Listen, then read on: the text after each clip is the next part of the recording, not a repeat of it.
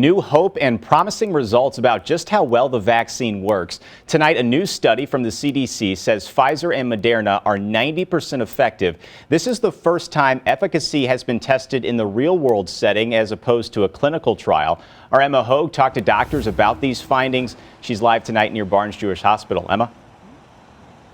Well, Corey, the goal of this study was to find out how effective these vaccines are when we're just going about our daily lives. We know fully vaccinated people, there is a really small chance that they'll develop COVID-19. So now the question is, if they do, can they transmit it to someone else?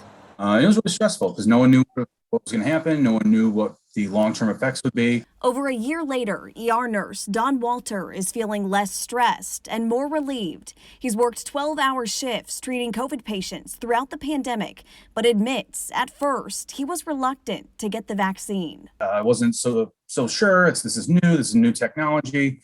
Don't know much about it. Walter decided to get the shot, not only to protect himself, but also his wife and 2 young boys, a decision he doesn't regret. Being vaccinated gave me the confidence to feel comfortable going to work and comfortable going home. A new study from the CDC outlines how effective the Pfizer and Moderna vaccines are in a real-world setting.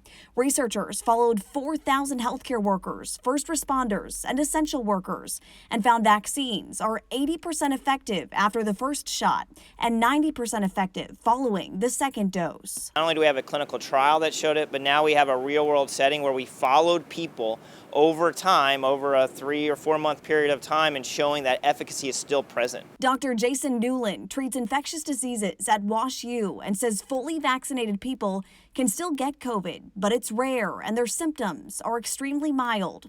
Out of 2,479 people who are fully vaccinated, the CDC says only 3 developed the virus. So far, the data is 100% effective against serious ICU level disease and death. And that's the thing that's really key. We're turning a potential fatal virus into a common cold with vaccine. But if you're fully vaccinated, can you still transmit the virus? Dr. Newland says the risk is low, but researchers are still working to find out. Me being a fully vaccinated person, if I would happen to get that mild cold from COVID-19, could I take it home to my parents who are 70 years old and maybe they're unvaccinated? That's still data yet to be seen, though there's a lot of hope that your likelihood of transmission is much less. A lot of information still to come on that one. A friendly reminder, the CDC considers a person fully vaccinated 2 weeks after their second dose of the vaccine. The same goes 2 weeks after the Johnson & Johnson vaccine. That is a 1-shot dose. If you'd like to take a closer look at that study, it is a few pages long. We have it linked right now on the KMOV News app. Reporting live near Barnes-Jewish Hospital, Emma Hogue, News 4.